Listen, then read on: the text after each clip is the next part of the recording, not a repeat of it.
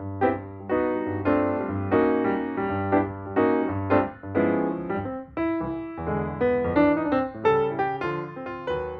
this is a review of our holiday, a cruise called Canarian Flavours, which took place in March 2022 on the Marella Explorer. This is our third cruise with Marella, but it's the first time on the Explorer, and it's also the first time we've been to the Canaries.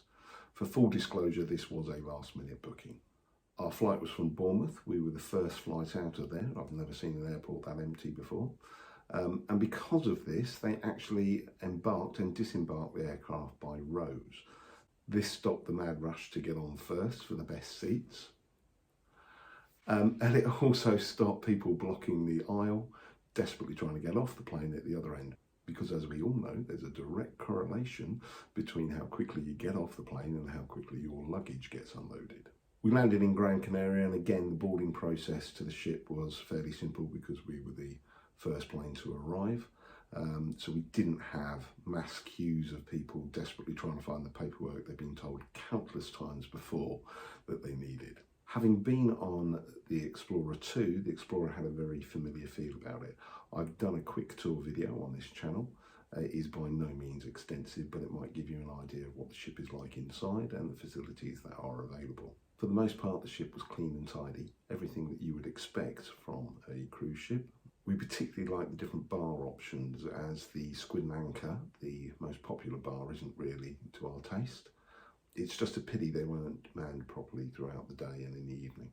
Our cabin was cabin 9159, a balcony cabin with an extra large balcony. Our initial impression was that it was a bit small.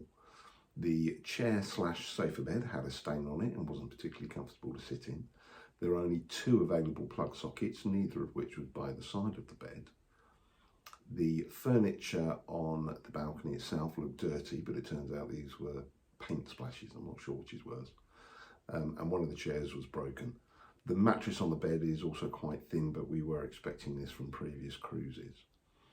I spoke to one of the cabin staff almost immediately, and within an hour there was a topper placed on the mattress on the bed, and the broken chair had been replaced.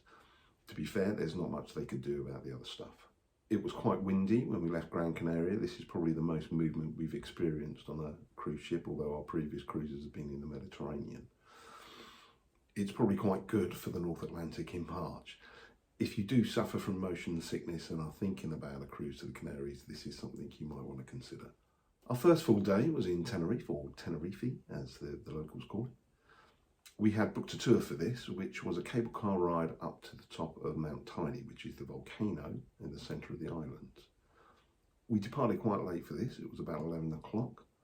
Got on a coach, and our first stop was about an hour into the trip. At this point, we were informed that the cable car was going to be closed, understandably because of the winds. What was rather disappointing was that we weren't told this before we left. We were effectively taken hostage on the coach. Didn't really have a lot of choice.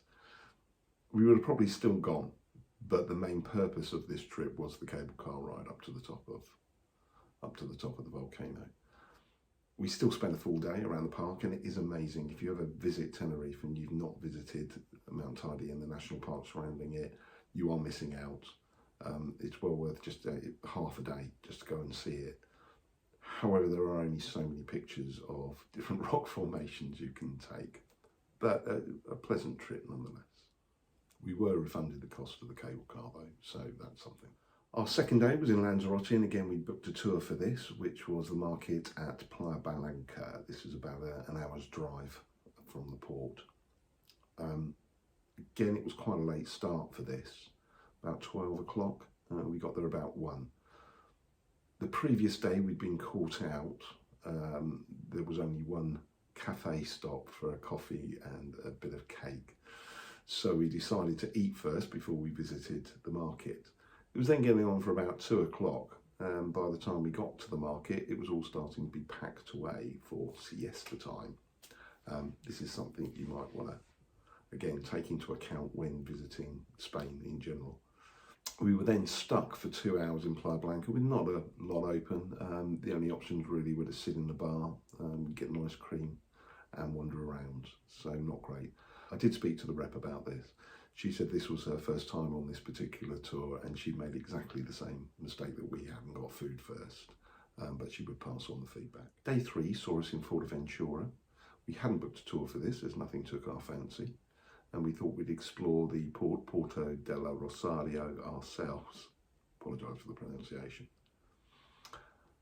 It just has standard shops. There's a fairly nice beach there, but that's about it really. Lots of statues there, pretty much on every corner, and of absolutely anything and everything. I don't know why. Maybe it's to try and make the place seem more interesting.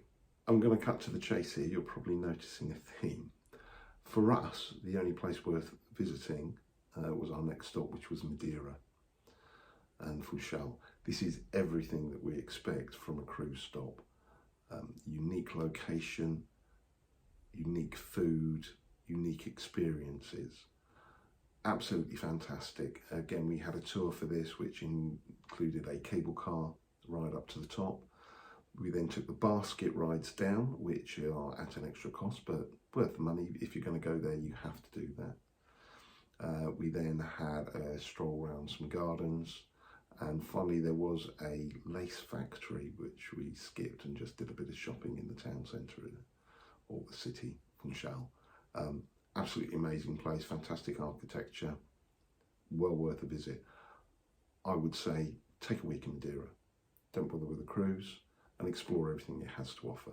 Our last stop was La Gomera. Again, we didn't book a tour for this and thought we'd just explore San Sebastian ourselves. Very picturesque, but again, you had a similar sort of issue with timings. By the time we got there, it was getting on for 2 o'clock. Shops were starting to close. There was even a 24-hour market which had a sign in the window which said closed for 2 hours, which just about sums it up, really. We're probably noticing a bit of a theme here. The Canaries are a little underwhelming for us. So was the food and occasionally the service on the ship. Our previous cruises, we've mainly stuck to Latitude, which is the main restaurant. The food there has been varied, well cooked and well presented. And it was on this occasion. However, the ingredients seemed a little poorer than our previous cruises. And the choice seemed a little poorer as well. It's not often I look at the default grilled chicken for my evening meal. In light of that, we decided to diversify a bit. We ate in the Diners Club, which is at an extra charge. That's £35 per person. Lovely food, but again, not quite up to the standard that we'd experienced before on the Explorer 2. Still excellent value for money though, well worth doing. We did afternoon tea again in the Diners Club. That's at an extra charge. That's £15 per person, and a fairly pleasant way to spend an afternoon, especially if you've got a sea day, which is what we did. We also ate in the Mediterranean bar, which is at the stern of the ship. This has 2 sections to it. It has tapas at the Mediterranean and Italian at the Mediterranean. We tried both of those. The tapas is included unless you have the speciality, which is the giant kebabs, the espetadas. They are £10 per person, but take my advice, you just need one between 2. And Italian at the Mediterranean is build your own pizza. Again, this is included in the price, and there are pasta dishes there if you don't fancy pizza, but very well done. As for entertainment on the ship, the main place is the Broadway Lounge. Having been on 2 previous cruises, the last one 6 months ago, they recycled the shows. We didn't bother going to any of them because it was stuff that we'd seen before. Let's be honest, there's only so many musical reviews you can do. That's not to say they're not excellent. They are great entertainment for an hour or so. If you've not seen them, go, just not for us this time. So, is this cruise for you? Well, it depends what you want out of the cruise. If you just want to stay on a cruise ship, then this was probably quite a cheap option. And it ticks all the boxes for that. If you want a bit of winter sun, you can do that as well. As long as you're not in the shade and you can get out of the wind. There are cheaper options to do it than a cruise though.